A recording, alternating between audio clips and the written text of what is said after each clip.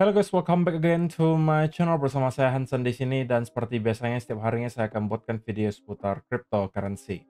Apa kabar kalian hari ini semuanya? Semoga dalam keadaan yang baik-baik saja.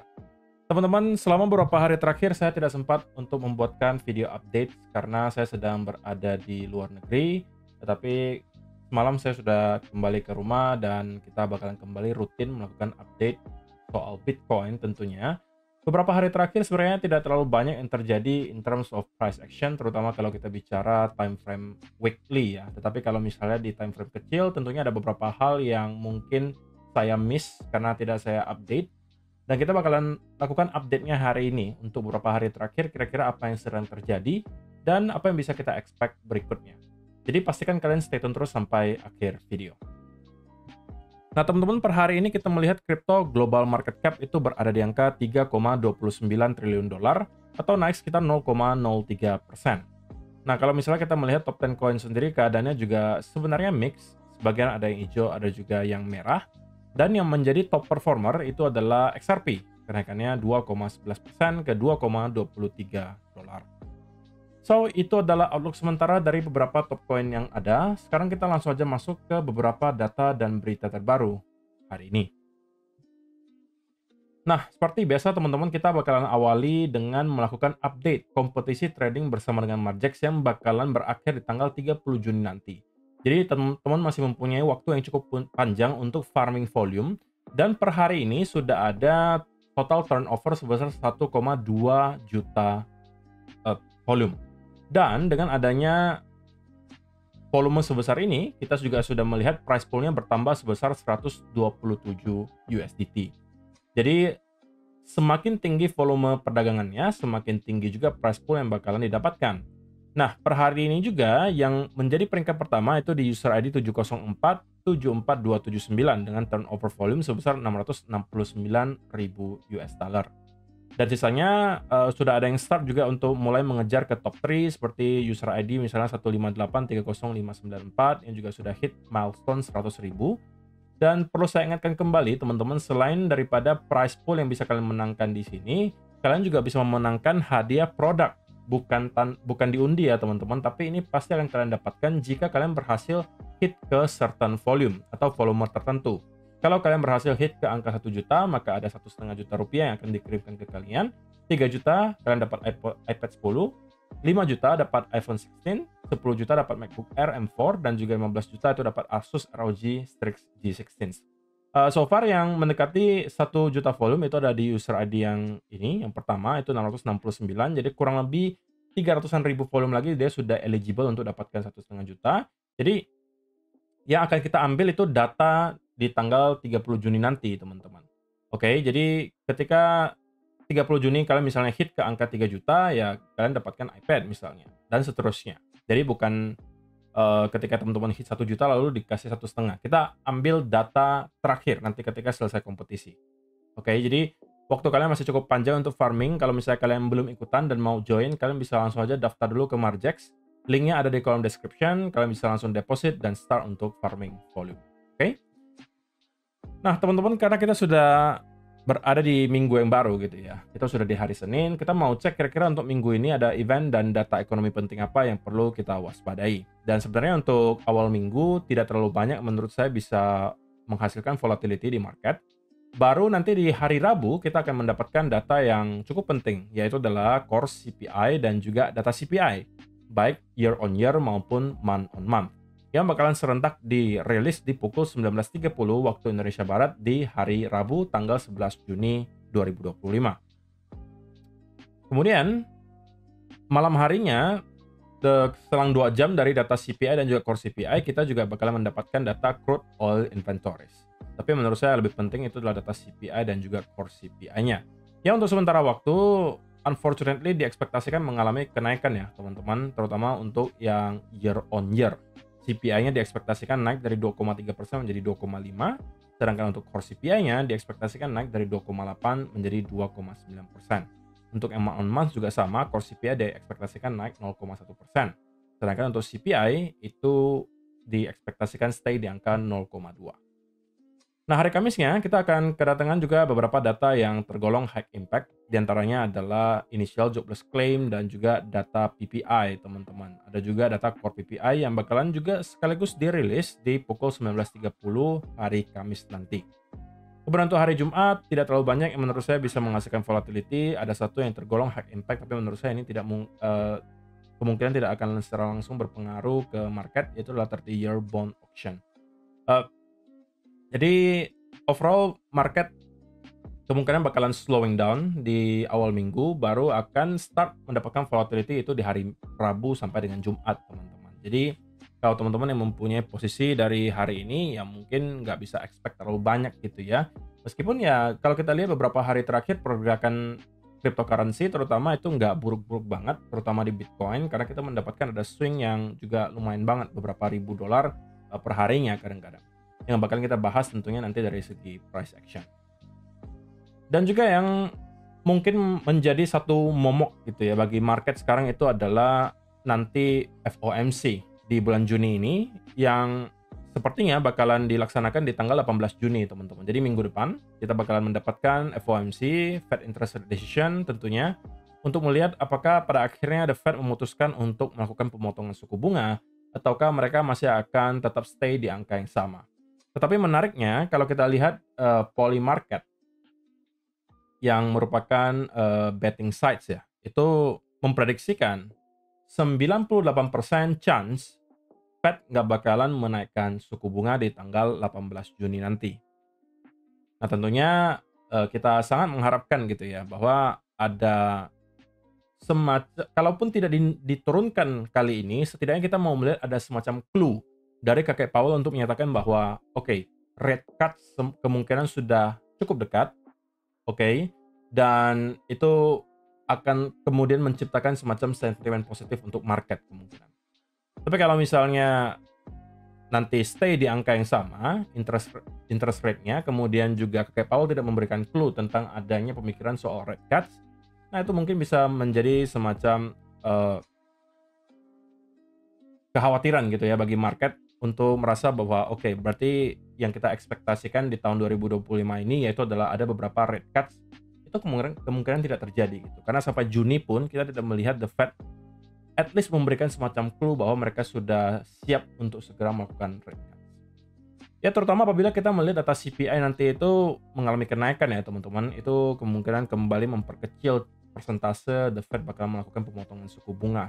Karena itu kembali bisa memantik gitu ya kenaikan inflasi. Kita tahu bahwa simpelnya teman-teman, ketika kita melihat rate atau interest rate dari Amerika itu rendah, itu biasanya akan memicu kenaikan inflasi.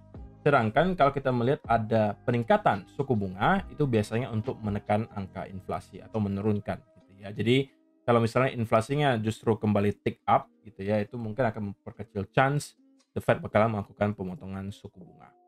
Ya jadi itu mungkin akan menjadi pembicaraan atau topik utama di minggu depan, tapi untuk minggu ini kemungkinan kita bakalan melihat dulu bagaimana data CPI yang terbaru.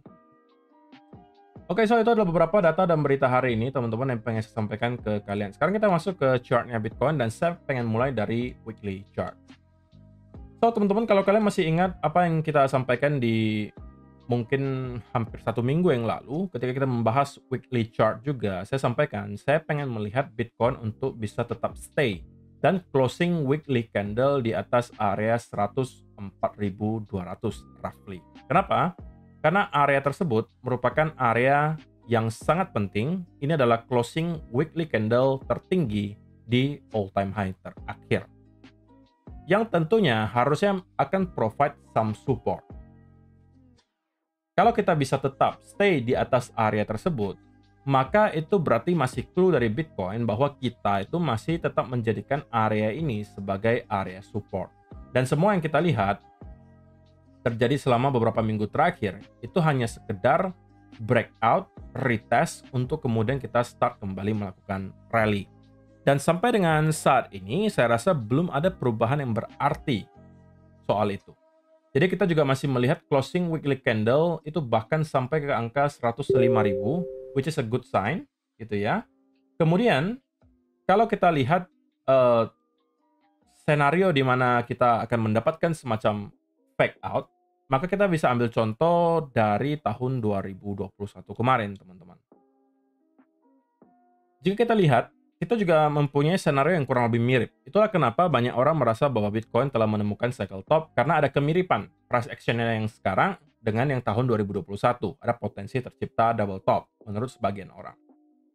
Nah, tetapi kalau kita perhatikan dengan lebih jeli, teman-teman, sebelumnya ketika kita breakout ke all time high yang baru, kita itu masih tetap merangkak naik ke atas selama area 60.000 kurang lebih itu masih tetap mampu kita pertahankan di weekly candle. Kalau kalian perhatikan di sini, setiap kali kita nyentuh ke area 60.000 kurang lebih, kita selalu rebound dan close di atas area tersebut.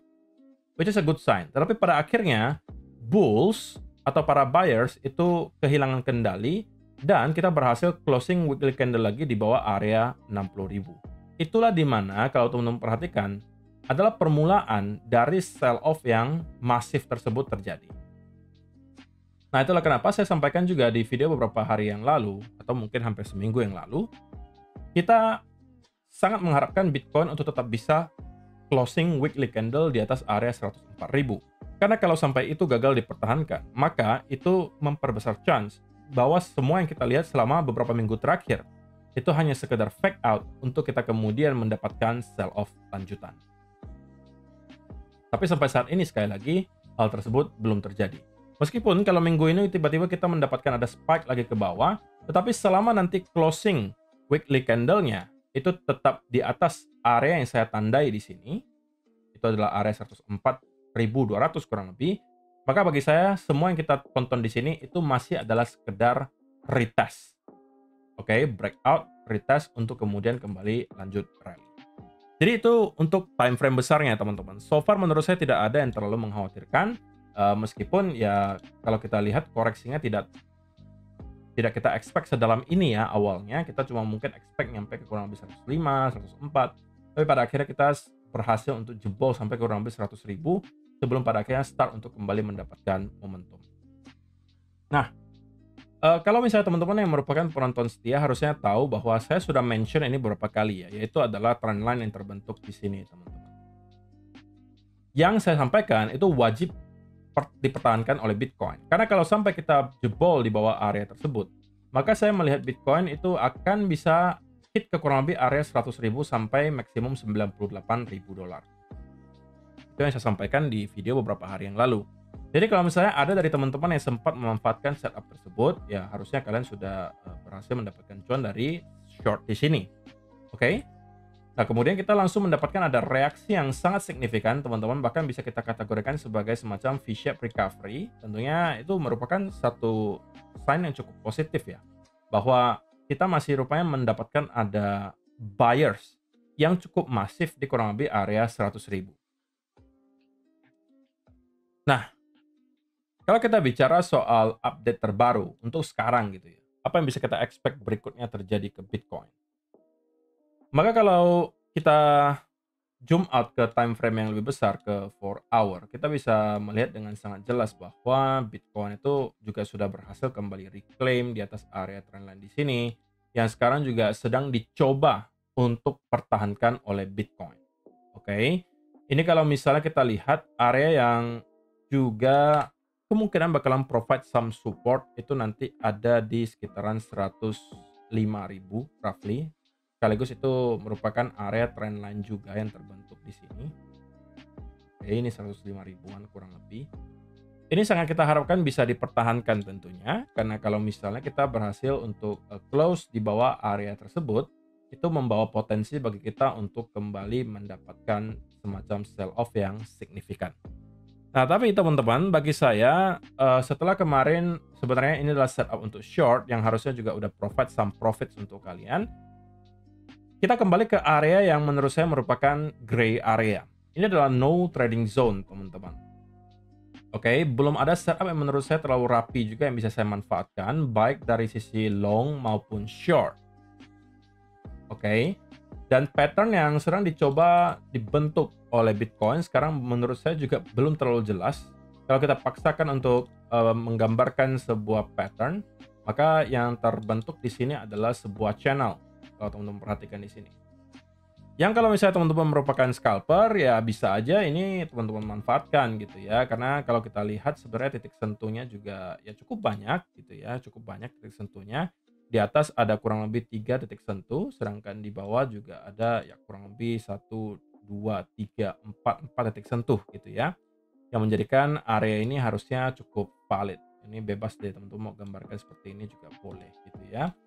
Nah, tapi kalau misalnya teman-teman yang merupakan swing trader, saya rasa belum ada sesuatu yang bisa dimanfaatkan dan saya akan pribadi memilih untuk wait and see terlebih dahulu. Kalau misalnya kita bisa mendapatkan koreksi atau pullback yang lumayan signifikan dari sini, teman-teman, sebenarnya saya prefer untuk mencari peluang untuk long gitu ya. Karena ada potensi kali ini kita mencoba untuk membentuk yang namanya inverse head and shoulder gitu. Ya. Yang saya harapkan terjadi adalah kalau kita berhasil untuk kembali jebol di bawah area 103,7 di sini untuk menjemput some type of liquidation di sekitaran area tersebut, maka itu mungkin bisa menjadi tempat di mana saya start untuk mencari peluang untuk long gitu ya. Jadi dari sekitaran area di sini kalau misalnya terbentuk semacam reversal pattern seperti double bottom, inverse and shoulder, apapun itu yang menunjukkan bahwa kita akan kembali reverse, itu mungkin bisa start saya kembali manfaatkan untuk long. Tapi in the short term banget, karena kalau kita lihat kita juga telah berhasil untuk sepertinya jebol teman-teman, atau at least sedang mencoba untuk menjebol di bawah area channel ini, maka short term saya katakan kalau misalnya kita berhasil close di bawah area 104.900 dan retest, ini mungkin bisa menjadi peluang bagi teman-teman yang scalper untuk menargetkan minimal sampai ke area 103,8 di sini. Tapi dari sana ya harus hati-hati karena ketika kita breakdown di bawah area tersebut, bisa aja sekejap kita kemudian mendapatkan semacam bid dan kemudian kembali rally. Jadi kesimpulannya adalah kalau misalnya price action in the short term, ekspektasi saya adalah jika kita berhasil untuk jebol di bawah area channel di sini, sekaligus juga kalau teman-teman perhatikan di 15 minute chart memang area 105.200 sampai ke kurang lebih 105.100 lah roughly. Itu menjadi area yang sebelumnya merupakan support become resistance, sekarang kembali menjadi support. Kalau itu berhasil kita jebol teman-teman, maka sekali lagi tunggu retestnya dan ini mungkin bisa menjadi peluang untuk short menargetkan minimal ke area 103,8. Jadi kalau kesimpulannya kalau kita berhasil jebol di bawah area 105,2, kita akan flip menjadi bearish gitu ya. Tapi kalau kita tetap mampu mempertahankan area ini dan start untuk climbing up, katakanlah kemudian breakout di atas area trendline yang terbentuk di sini, ya ini mungkin bisa teman-teman jadikan untuk justru peluang untuk long. Dan ini keduanya hanya peluang untuk scalping ya teman-teman. Dan ini tidak saya sarankan untuk teman-teman yang tergolong newbie, karena saya yakin pasti kalian tidak akan memahami bagaimana cara memanage resikonya. Jadi ini hanya teruntuk teman-teman yang sudah lumayan expert gitu ya, karena bicara scalping itu sebenarnya bukan untuk pemula. Karena kalau kita bicara scalping teman-teman, semuanya itu harus serba cepat. Kita harus cari setupnya juga cepat, karena kadang-kadang bisa ketinggalan. Kita harus keluar masuknya juga cepat, karena perubahan sedikit saja itu bisa menggagalkan setup kita atau menginvalidasi setup kita. Jadi itulah kenapa tidak disarankan untuk pemula menjadi seorang scalper. Sebenarnya akan lebih gampang kalian itu menjadi swing trader awalnya. Kalau sudah lebih jago membaca price action, sudah tahu, mengerti cara memanage resiko, itu mungkin kalian bisa start untuk shifting menjadi day trader atau ujung-ujungnya menjadi scalper. Nah, kenapa ada orang yang bisa terus-menerus sepertinya kalian lihat cuan gitu ya ketika scalping 1%, 1,5%. Sedangkan kalau kalian coba itu kalian terus gagal gitu. Karena sekali lagi kalau scalping itu teman-teman, waktu adalah segalanya.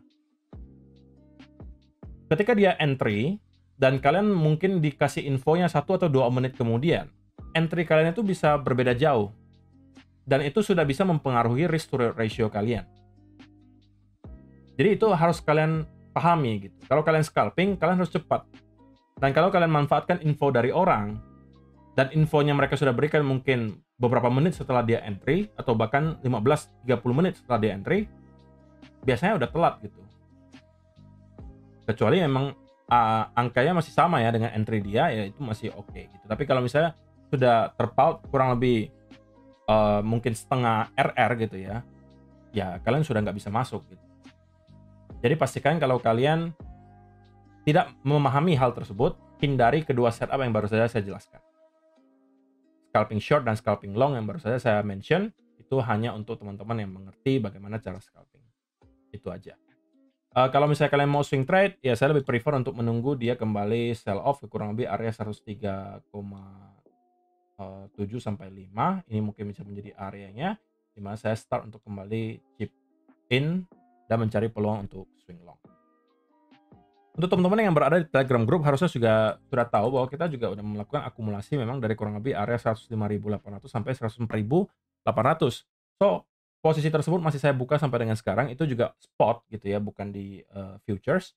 Jadi saya sih santai-santai aja meskipun kalau kita akan mendapatkan koreksi lebih dalam dari sini, selama time frame gedenya itu masih mendukung untuk bullish structure gitu ya, maka saya masih akan tetap hold posisi tersebut. Oke? So, itu aja untuk video hari ini teman-teman. Semoga bisa bermanfaat untuk kalian semua. See you in the next video.